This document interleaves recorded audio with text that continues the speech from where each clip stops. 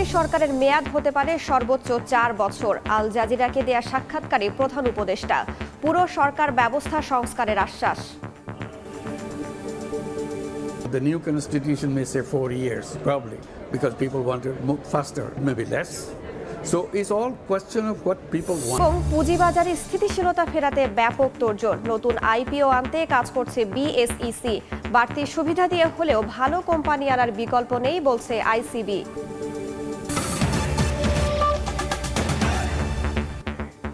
সময় সংবাদের সঙ্গে আছি আমি রাইসা জান্নাত। জুলাই আগস্ট গণহত্যা মামলায় আন্তর্জাতিক অপরাধ ট্রাইব্যুনালে তোলা হবে সাবেক 8 মন্ত্রী, 2 উপদেষ্টা, 1 সচিব ও অবসরপ্রাপ্ত 1 বিচারপতিকে।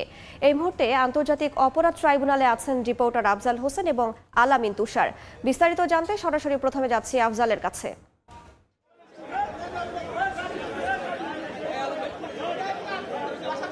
আন্তর্জাতিক অপরাধ ট্রাইব্যুনালে আসামিদেরকে হাজির করা হচ্ছে। আপনারা দেখতেই পাচ্ছেন যে শুরুতেই একজন আসামিকে আনা হয়েছিল, তিনি হচ্ছেন গোলাম দস্তগীর গাজী। এরপরে দীপু মনিকে আদালতে হাজির করা হয়েছে। এখন আরেকটি প্রিজন ভ্যান থেকে নেমেছেন শাহজাহান খান। দেখতে পাচ্ছেন যে তাকে ট্রাইব্যুনালে ভেতরে ঢোকানো হচ্ছে।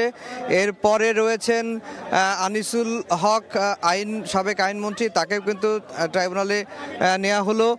এরপরে রয়েছেন রাশেদ খান মেনন, ওয়ার্কার্স পার্টির সভাপতি, তাকে আদালতে হাজির করা হচ্ছে। এরপরে সাবেক বিচারপতি, অবসরপ্রাপ্ত বিচারপতি শামসুদ্দিন চৌধুরী মানিক, এরপরে হাসানুল হক ইনু, তাকে কিন্তু ট্রাইব্যুনালের যে গারদখানা সেখানে কিন্তু নেওয়া হলো। এরপরে তাদেরকে এজলাসে তোলা হবে। আমরা আরও কয়েকজনকে প্রিজন ভ্যান থেকে নামতে দেখছি।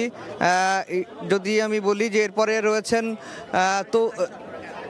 রয়েছেন তৌফিক ইলাহি চৌধুরী, তিনি সাবেক প্রধানমন্ত্রীর জ্বালানি বিষয়ক উপদেষ্টা। এরপরে সালমান এফ রহমানকে আপনি দেখতে পাচ্ছেন, তাকে আদালতে তোলা হচ্ছে। এরপরে রয়েছেন আরও 2 জন রয়েছেন সম্ভবত প্রিজন ভ্যানে, তাদেরকেও আদালতে নেওয়া হচ্ছে। এরপরে রয়েছেন তৌফিক ইলাহি চৌধুরীকে আপনারা দেখতে পাচ্ছেন যে তাকে আদালতে নেওয়া হলো। এরপরে রয়েছেন জাহাঙ্গীর আলম, সাবেক স্বরাষ্ট্র সচিব, তাকে কিন্তু আদালতে নেওয়া হচ্ছে। এরপরে জুনায়েদ আহমেদ পলক, তাকে আদালতে নেওয়া হয়েছে। তাকে এখন রাখা হবে আদালতের ট্রাইব্যুনালের যে গারদখানা, সেই গারদখানায় তাকে রাখা হবে এবং সেখান থেকেই মূলত যখন কোর্টের সময় হবে তখন তাদেরকে এজলাসে তোলা হবে। এবং যেহেতু আদালত বসবে সকাল 10:30টায় এবং আজকের প্রসিডিং যেটা হচ্ছে যে এই যে মামলার তদন্ত সংস্থা করছে আন্তর্জাতিক অপরাধ ট্রাইব্যুনালের তদন্ত সংস্থা, তদন্তের কি অগ্রগতি আছে সেটি ট্রাইব্যুনালের প্রসিকিউশন ট্রাইব্যুনালকে জানাবেন। এবং একই সঙ্গে যদি এই আসামিদেরকে জিজ্ঞাসাবাদের কোনো প্রয়োজন মনে করে তাহলে হয়তো তাদেরকে জিজ্ঞাসাবাদের কোনো আবেদনও করা হতে পারে। এটি আমরা এখন পর্যন্ত নিশ্চিত নয়। তবে এই যে যাদেরকে এরই মধ্যে হাজির করা হলো তাদের তরফ থেকে কোনো আবেদন থাকবে কিনা, আসামি পক্ষের কোনো আইনজীবী আছে কিনা, সেটি কিন্তু আমরা এখনো পর্যন্ত নিশ্চিত হতে পারিনি।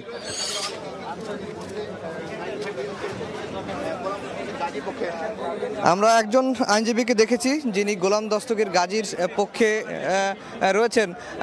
একটু লিয়া ভাইকে, আমার সহকর্মী লিয়া ভাইকে বলবো এই ক্যামেরাটা ঠিক এই দিকে একটু ধরতে। এখানে একজন কথা বলছেন, আমরা সবাই তাকে চিনি, দেলোয়ার হোসেন সাঈদীর ছেলে মাসুদ সাঈদী, তিনি ট্রাইব্যুনালে এসেছেন। একটু যদি তার অনুভূতিটা আমরা জানি। যেভাবে তারা পরিকল্পিতভাবে ষড়যন্ত্রমূলকভাবে হত্যা করেছে, সেই হত্যার বিচার আজকে আমরা দেখতে পাবো, সেই প্রত্যাশা নিয়ে এখানে এসেছি। এটা শুধু আমি একা এসেছি তাই না, আমি আমার সকল মজলুম পরিবারের প্রতিনিধিত্ব করছি। আমাদের সকল পরিবার, বাংলাদেশে যারা ইসলামী আন্দোলনের ছিল, বিশেষ করে 24-এর গণঅভ্যুত্থানের যে নায়কেরা ছিল, সেই সমস্ত শহীদ পরিবারের সকল সদস্যের প্রতিনিধিত্ব করছি। আমি প্রত্যাশা করছি আজকে ন্যায় বিচার প্রতিষ্ঠিত হবে এবং বাংলার মানুষ দেখতে পারবে যে অন্যায় জুলুম করে কেউ টিকে থাকতে পারেনি, আওয়ামী লীগের মতো রেজিমও টিকতে পারেনি। সুতরাং ভবিষ্যতেও যারা এ ধরনের অন্যায় অত্যাচার জুলুম করবে তাদের জন্য আজকের দিনটি একটি শিক্ষা। এই থেকে শিক্ষা নিয়ে দেশ গঠনে রাজনীতিবিদরা অংশগ্রহণ করবে, এটাই প্রত্যাশা। জি, শুনছিলেন দেলোয়ার হোসেন সাঈদীর ছেলে মাসুদ বিন সাঈদীর বক্তব্য। তিনি বলছেন যে এর আগে যখন বিচার হয়েছিল মানবতাবিরোধী অপরাধের নামে বিচারের নামে প্রহসন করা হয়েছিল, সেটিরই একটি প্রতিবাদ স্বরূপ তিনি আজকে ট্রাইব্যুনালে এসে উপস্থিত হয়েছেন। আমরা শুরুর দিকে বলেছিলাম যে শাহজাহান খান অসুস্থ, তাকে আদালতে হাজির করা হবে না, কিন্তু আমরা দেখলাম যে শাহজাহান খানকেও আন্তর্জাতিক অপরাধ ট্রাইব্যুনালে হাজির করা হয়েছে এবং এখন পর্যন্ত যে কজন আসামিকে হাজির করা হয়েছে তাদের যে মামলা, গত 18ই অক্টোবর আন্তর্জাতিক অপরাধ ট্রাইব্যুনাল সাবেক প্রধানমন্ত্রী শেখ হাসিনা সহ 46 জনের বিরুদ্ধে গ্রেফতারি পরোয়ানা জারি করেন। এরপরে অন্য মামলায় যেহেতু এই 14 জন যাদেরকে আজকে ট্রাইব্যুনালে হাজির করা হয়েছে বা হচ্ছে, আমরা কয়েকজনকে হাজির করা হয়েছে এর মধ্যে, তারা যেহেতু অন্য মামলায় গ্রেফতার ছিলেন সে কারণে তাদেরকেও জুলাই আগস্টের যে গণহত্যা এই মামলায় গ্রেফতার দেখানোর জন্য গত 27শে অক্টোবর ট্রাইব্যুনালের চিফ প্রসিকিউটর আন্তর্জাতিক অপরাধ ট্রাইব্যুনালে আবেদন করেন এবং আবেদনের পরপরই আমরা দেখেছি যে ওই দিন আদালত তাদেরকে গ্রেফতার দেখান এবং আজকে হাজির করার জন্য নির্দেশ দেওয়া হয়। তো মোটামুটি বলা চলে যে এখনও আদালতের বা ট্রাইব্যুনালের কার্যক্রম শুরু হয়নি, সকাল 10:30টায় শুরু হবে।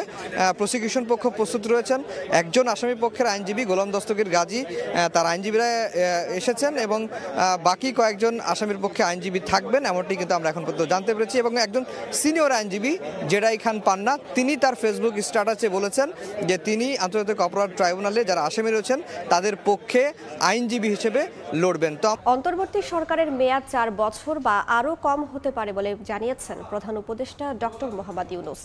কাতার ভিত্তিক সম্প্রচার মাধ্যম আল জাজিরাকে দেয়া সাক্ষাৎকারে বিভিন্ন প্রসঙ্গে অন্তর্বর্তী সরকারের অবস্থান তুলে ধরেন। বাংলাদেশে চলমান সংস্কার প্রক্রিয়া, আগামী নির্বাচন এবং পরিবর্তিত পরিস্থিতিতে কূটনৈতিক সম্পর্ক নিয়েও বিভিন্ন প্রশ্নের জবাব দেন doctor Yunus.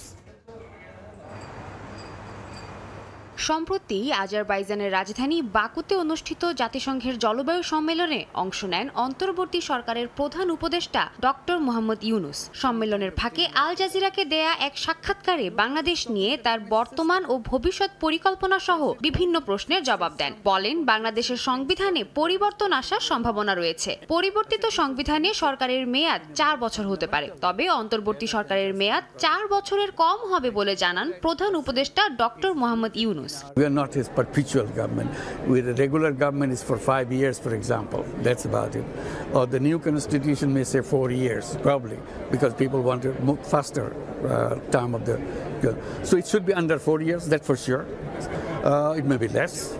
So it's all question of what people want. তবে বাংলাদেশের আগামী নির্বাচন কবে হবে এ বিষয়ে এখনো কোনো সিদ্ধান্ত হয়নি বলে জানানো হয় এই সাক্ষাৎকারে। ইউনূস বলেন, তাদের উদ্দেশ্য যত দ্রুত সম্ভব বাংলাদেশের সংস্কার সম্পূর্ণ করা। এ লক্ষ্যে বিভিন্ন সংস্কার কমিশন তৈরির কথা তুলে ধরে তিনি বলেন, নির্বাচনের প্রস্তুতি এবং সব সংস্কার শেষ করার প্রস্তুতির প্রক্রিয়া একসঙ্গে চলছে। তবে নতুন বাংলাদেশে জনগণ ও রাজনৈতিক দল সবার মতামতের ভিত্তিতে সিদ্ধান্ত হবে বলেও প্রতিশ্রুতি দেন শান্তিতে নোবেলজয়ী। She can call herself many things, but that's not what the reality is. And even India says she's ex-prime minister, so even her host is not recognizing her anything but an ex-prime minister. ছাত্র জনতার আন্দোলনের মুখে ভারতে পালিয়ে যাওয়া সাবেক প্রধানমন্ত্রী শেখ হাসিনাকে দেশে ফিরিয়ে আনার বিষয়ে প্রশ্ন করা হলে তিনি বলেন, চলমান আইনি প্রক্রিয়ায় দোষী সাব্যস্ত হলে তার প্রত্যাবর্তন চাওয়া হবে।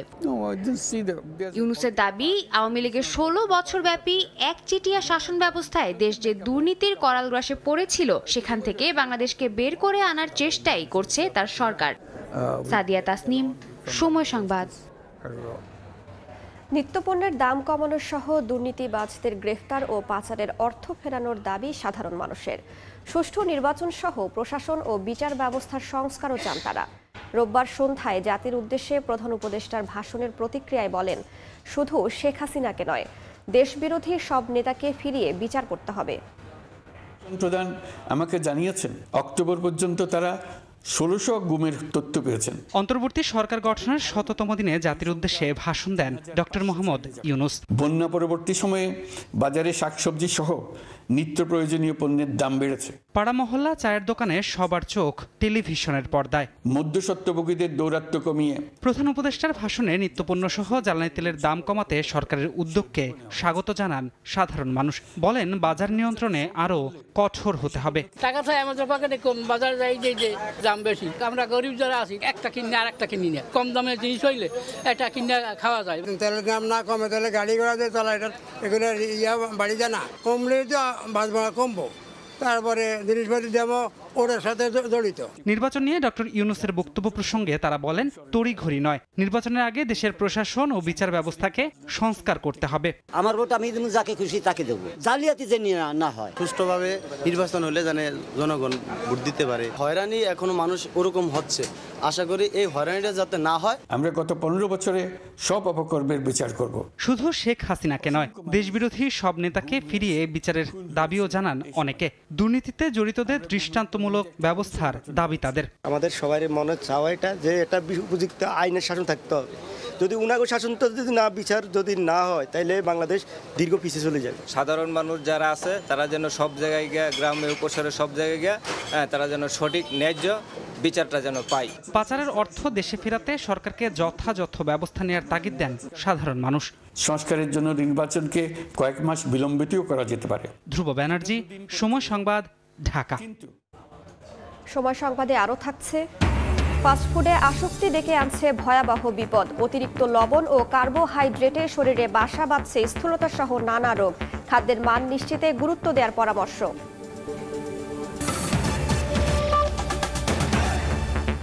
এখন পর্যন্ত জুলাই আগস্ট আন্দোলনে আহত 5 জনকে উন্নত চিকিৎসার জন্য বিদেশে পাঠানো হয়েছে বলে জানিয়েছেন স্বাস্থ্য উপদেষ্টা নূরজাহান বেগম। রোববার রাতে জাহাঙ্গীরনগর বিশ্ববিদ্যালয়ের শিক্ষার্থী কাজলকে থাইল্যান্ড পাঠানোর পর বিমানবন্দরে তিনি বলেন, আরও 20 জনের তালিকা পাইপলাইনে আছে। সে বিষয়ে কাজ করছে সরকার। সিস্টেমিক শক আমরা যেটা বলি, এইটা ডেভেলপ করে সাথে তার প্লুরাল ইফিউশন, লাংসে পানিও আসে। এটার পরিপ্রেক্ষিতে তার জ্ঞানের মাত্রাটা একবারে কমে যায়। সো আমরা সাথে সাথে মেডিকেল বোর্ড, আমাদের স্যারেরা সাথে সাথে মেডিকেল বোর্ড ডাকলেন। বোর্ডে আমাদের ডিসিশন হলো যে তাকে আমরা দেশের বাইরে নিয়ে যাব। তার ব্রেনের বাম দিকে ম্যাসিভ ড্যামেজ হয়ে গেছে, আর ডান দিক তার প্যারালাইসিস হয়ে গেছে। এখন পাঠানোর উদ্দেশ্য হলো মূলত তাকে বেটার ফিজিওথেরাপি দেওয়া, কারণ আমরা যে চিকিৎসাটুকু দেওয়ার আমরা এখানে দিয়ে দিয়েছি। এদিকে কাজলকে বিদায় জানাতে বিমানবন্দরে আসেন অন্তর্বর্তী সরকারের স্বাস্থ্য উপদেষ্টা নূরজাহান বেগম। এখন পর্যন্ত আন্দোলনে আহত 5 জনকে বিদেশে চিকিৎসার জন্য পাঠানো হয়েছে জানিয়ে তিনি বলেন, আহত আরও 20 জনকে বিদেশে পাঠানোর প্রক্রিয়া চলছে। কাজলকে আমরা পাঠালাম এয়ার অ্যাম্বুলেন্সে করে, তার স্ত্রীও তার সাথে গেল। পাইপলাইনে আরও ধরেন 20-25 জনের মতন আছে যাদেরকে পাঠাইতে হবে। 7 জনকে আমরা তার্কিতে পাঠানোর জন্য ঠিক করেছি, তারা তার্কিতে যাবে তাদের চিকিৎসার জন্য। জুলাই আগস্ট আন্দোলনে গুরুতর আহতদের উপযুক্ত চিকিৎসা ব্যবস্থা ও ভিসা প্রক্রিয়া নিয়ে সরকার কাজ করছে বলেও জানান স্বাস্থ্য উপদেষ্টা। কোন দেশে তার চিকিৎসাটা হবে, কোথায় ভালো চিকিৎসা হবে।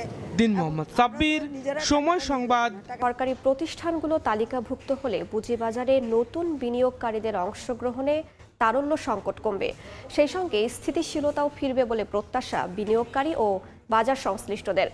নিয়ন্ত্রক সংস্থা বিএসইসি জানিয়েছে, নতুন আইপিও আনার কাজ চলছে।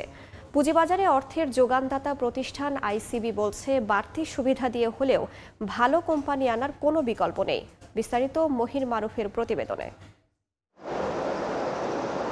পুঁজিবাজারে গত 1.5 দশকে 127টি কোম্পানি তালিকাভুক্ত হয়েছে। তবে এসব কোম্পানির বেশিরভাগই হতাশ করেছে বিনিয়োগকারীদের। ফলাফল হিসাবে বাজারে অস্থিতিশীলতা ও আস্থাহীনতা যেন নিয়তি হয়ে দাঁড়িয়েছে। গত 15 বছর ধরে আমাদের এখানে যে আইপিও আসছে, মিনিস্ট্রি অফ ফাইন্যান্স থেকে একটা প্রেস রিলিজ আসছে যেখানে বলা হয়েছে ক্লিয়ারলি যে the quality of the IPOs were not up to the mark or standard, যার ধরুন এটা বাজে আইপিও যদি আসে সেটার যে কনসিকুয়েন্সিয়াল ইফেক্ট সেটা স্টক মার্কেটে মানে বছর পর বছর যুগের পর যুগ থাকে। বহুজাতিক কোম্পানিকে কর প্রণোদনা এবং সরকারি প্রতিষ্ঠানকে সরাসরি তালিকাভুক্তির জন্য কাজ চলছে বলে জানান বিএসইসির নির্বাহী পরিচালক। সংস্থাটির একমাত্র লক্ষ্য এর মাধ্যমে বাজারে আস্থা ফিরিয়ে আনা। কি কারণে হচ্ছে না সেই কারণগুলো সলিউশন করে দ্রুত যাতে ভালো কোম্পানি লিস্টিং হয় তার জন্য কমিশন কাজ করতেছে। বেশ কিছু কোম্পানির তথ্য আমরা কালেক্ট করেছি এবং এটা খুব শীঘ্রই তাদের সাথে আমরা মিটিং করব। বাংলাদেশে ব্যবসা করছে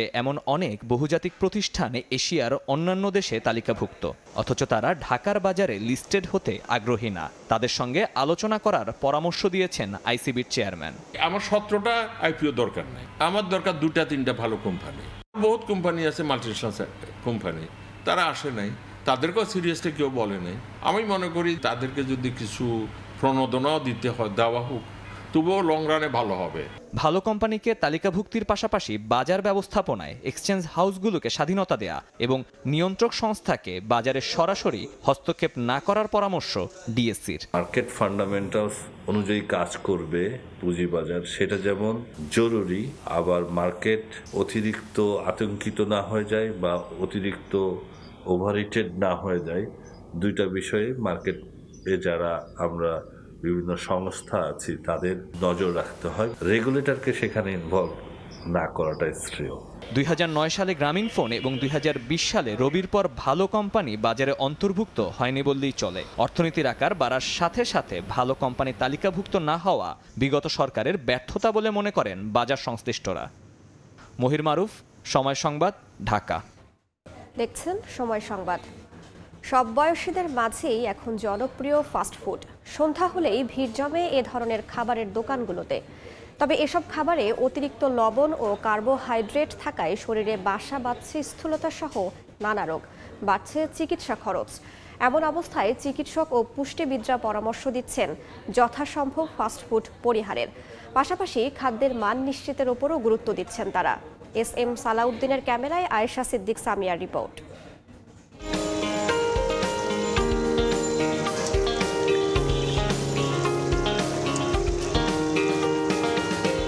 মোহাম্মদপুরের বাবর রোড। ব্যস্ত এ সড়কটির পাশে দেখা মেলে মুখরোচক খাবারের অনেকগুলো দোকানের। কাবাব, পাস্তা সহ নানা ফাস্টফুড আইটেমে ভরপুর প্রতিটি দোকান, কমতি নেই ক্রেতারও। শুধু এ সড়কেই নয়, রাজধানীর বিভিন্ন সড়কে এ ধরনের দোকানের দেখা মেলে নানা বাহারি খাবার ও বিভিন্ন বয়সের ভোজন রসিকদের। চেঞ্জিং এর জন্য মাঝে মধ্যে একটু ভাজা পোড়া খাওয়া হয় আর কি। বন্ধু বান্ধব, ভাই বেড়াদার নিয়ে মনে চায় যে একটু বাইরে খেয়ে আসি, সেই জন্য। বাসায় যখন সন্ধ্যায় কোনো খাবার খাই আসলে ওরকম ভালো লাগে না। এখানে চাপটা খুব ফেমাস, আমি শুনছি, টেস্ট করলাম, ভালো। কিন্তু এ ধরনের ফাস্টফুডে রয়েছে স্বাস্থ্যের জন্য ক্ষতিকর নানা উপাদান। ফাস্টফুডটা আসলে যে ইনগ্রিডিয়েন্টসগুলো দিয়ে তৈরি করা হয় ন্যাচারালি হলো, এই ইনগ্রিডিয়েন্টসগুলো আমাদের শরীরের জন্য সবসময় ভালো না। কনফিডেন্ট লেভেল কমে যাওয়া এবং দেখবেন যে একটা সময় তারা খুব ঝিমতেছে, এনার্জি পায় না তারা। হ্যাঁ, এটা হলো ফাস্টফুডগুলোর হলো সাইড ইফেক্ট। তারে বক্তব্য জানেন অনেকেই, কিন্তু মানেন কজন? আমাদের শিডিউলে ঠিক থাকে না অনেক সময়, যার জন্য হাতের কাছে যাই পাওয়া যায় মোটামুটি ওটা দেখি। প্রাইজের ভিতরে ভাজা পোড়া যে আইটেমটা খুব ভালো মানের পাওয়া যায়। 2022 সালে প্রকাশিত গ্লোবাল নিউট্রিশন রিপোর্টের এক সমীক্ষায় দেখা গেছে বাংলাদেশের জনসংখ্যার প্রায় 17% প্রাপ্তবয়স্কই অতিরিক্ত ওজন ও স্থূলতার সমস্যায় ভুগছেন, যেখানে 1980 সালে প্রাপ্তবয়স্কদের মধ্যে এ হার ছিল 7% ও শিশুদের মধ্যে 3%। খাদ্যাভ্যাসের এই পরিবর্তনের কারণে অসংক্রামক রোগ বেড়েছে 60%। এতে বাড়ছে চিকিৎসা খরচও। তাই ঘরোয়া ও দেশীয় খাবারকে প্রাধান্য দেওয়ার পরামর্শ দেন এই জনস্বাস্থ্য বিশেষজ্ঞ। সরকারিভাবে যদি ফাস্ট ফুডের মানটাকে কঠোরভাবে নিয়ন্ত্রণের পদক্ষেপ নেওয়া হয়, যেন অতিরিক্ত চর্বি, ক্ষতিকর চর্বি দেওয়া না হয় বা ফ্রাই করা ভাজার সময় সেটির জন্য মান ঠিক রাখা হয়, এই দুয়ের সমন্বয়ে কিন্তু আমরা নিয়ন্ত্রণের দিকে যেতে পারি। সারি সারি সাজানো এসব ফাস্টফুডের দোকানগুলো আকৃষ্ট করে প্রায় সবাইকেই। কেউ বাধ্য হয়ে, কেউ বা বন্ধুদের আড্ডার অংশ হিসাবে গ্রহণ করে এইসব খাবার। তবে এতে শরীরে বাসা বাঁধতে পারে নানান রোগ ব্যাধি। বিশেষজ্ঞদের মতে জনসচেতনতা বৃদ্ধির পাশাপাশি দরকার নিয়মিত তদারকিরও। আয়েশা সিদ্দিক সামিয়া, সময় সংবাদ, ঢাকা। উৎসবমুখর পরিবেশে চট্টগ্রাম বিশ্ববিদ্যালয়ে পালিত হচ্ছে 59তম চট্টগ্রাম বিশ্ববিদ্যালয় দিবস। শিক্ষক শিক্ষার্থীদের অংশগ্রহণে চলছে আনন্দ শোভাযাত্রা। এই মুহূর্তে সেখানে আছেন রিপোর্টার মেহেরিন রিনি, সরাসরি যাচ্ছি তার কাছে।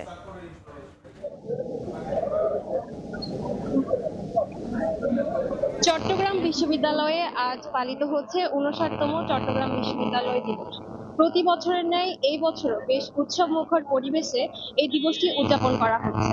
সকাল 10টা নাগাদ বিশ্ববিদ্যালয়ের 0 পয়েন্টে বিশ্ববিদ্যালয়ের উপাচার্য অধ্যাপক ডক্টর মোহাম্মদ ইয়াহিয়া আক্তার আজকের দিনটির উদ্বোধন করেন।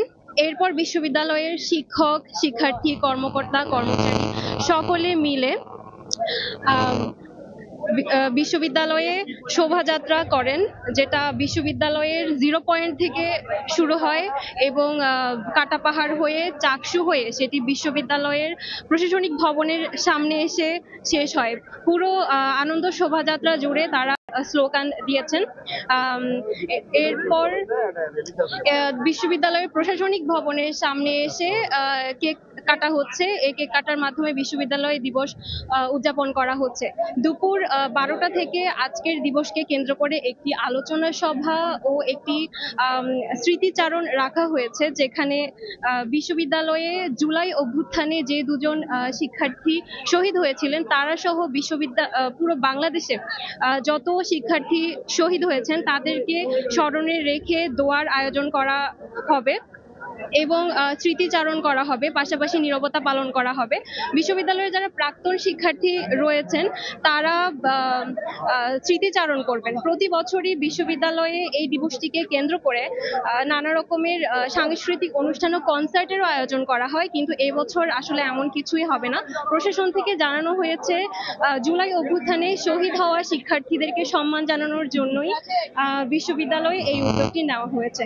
পাশাপাশি বিশ্ববিদ্যালয়ের শিক্ষার্থীদের জন্য উন্নত ভোজনেরও আয়োজন করা হয়েছে, আর পুরো বিশ্ববিদ্যালয় খুব জাঁকজমকপূর্ণভাবে লাইটিং করে সাজানো হয়েছে।